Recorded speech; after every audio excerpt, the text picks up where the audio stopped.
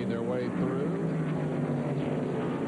There we see, there's the 18 truck of Dokken. It looks like something has happened to the truck. I saw him slow down the backstretch, and he's back to 18th or to 16th spot. Marty may be able to tell us why. Well, a couple of things. Take a look at the front end. He's got an aerodynamic problem, and they're saying that the truck is pushing badly. Then they let some air out of the tires during the break, and nothing's helped, and the thing is just a handful. Well, I think he's need up. Let's see if we can figure out why that happened. oh, contact between those two, and around they both go. Now he has more damage to the front. Yeah. And almost a bunch to the back. Turn one. Dokken with a big loop will bring the yellow back out. And Michael Waltrip has spun down at turn 3. Now he's going again, but he gets spun. Was sitting in the middle of the racetrack. Doesn't look like any damage to the MW Windows Ford. Simul spins at opposite ends of the speedway, put us back under caution. And it has been an incident-marred event. None of them terrifically serious. Let's go back and recap the history of Michael Dokken here. Now, this is before the incident you just saw live, and this was moments before. And this is what Marty was reporting on. Close call and a bit of damage as a result of that. That's Lonnie Rush in the 35, the ortho truck. Now, that's when I saw him slow on the racetrack. I thought he had a cylinder mission or something because he had slowed dramatically. Dropped back to 18th. Marty Reed reported on what happened. Comes up alongside Boris Said, and plunk. And around they both go. He tried to save it, but they couldn't, and they spun. It was that McDonald, I think, that shot the gap in the middle there. 0. There we see what the Kirk on the bottom. narrowly goes by down pit road. Dokken. We'll take one more look at how this happened. Now, the damage on the right front of the 44 Said is from the earlier spin. There's some contact, and they both spin.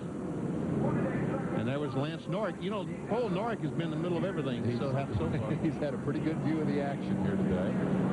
And, of course, while this was all going on, that big cloud of smoke at the other end of the speedway resulted from this spin by Michael Waltrip. There we see the 17 Rich Bickle. And look at this Hornaday that goes around. The defending champion. That's where all the smoke came from. And poor Michael goes in there with nowhere to go. What's going on? He don't know what's going on. So he spins somewhere in there. Hornaday, the victim of a turn 3 loop here, and that will drop him from 3rd spot. I never did see Michael. I never did either. What's the mystery? The mystery spin. We had enough spins, Benny, in that 10 seconds. Okay. Never mind about Michael Waltrip. Okay. Dokken is in for repairs. The champ has looped and is out of the top 5. We'll be back. The split screen going. I got a little debris on the racetrack. That is why we are still under yellow. The track otherwise ready to run. I don't think that was bound. Just missed the debris here. Chris Morgan, the flagman, has the yellow in hand. Hey, I think the mystery has been solved. I've been told in my ear that the mystery has been solved. Upper right, let's see.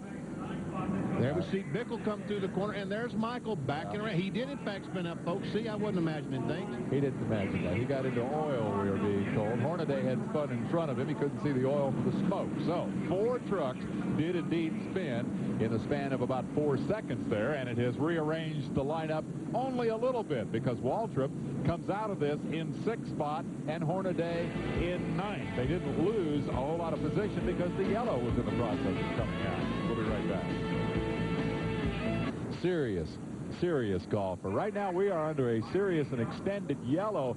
They are spreading the speedy dry through turn 2. And if we put 2 and 2 together, we might wonder if that might have not contributed to all the excitement that we saw up there a few minutes ago. Now the next mystery is whose oil was it?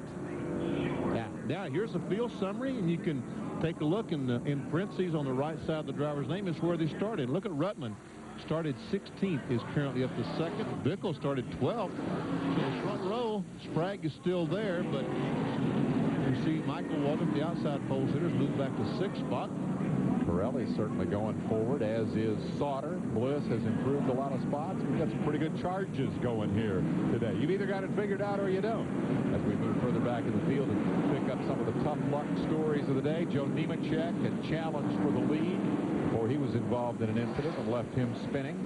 and he is now a lap down.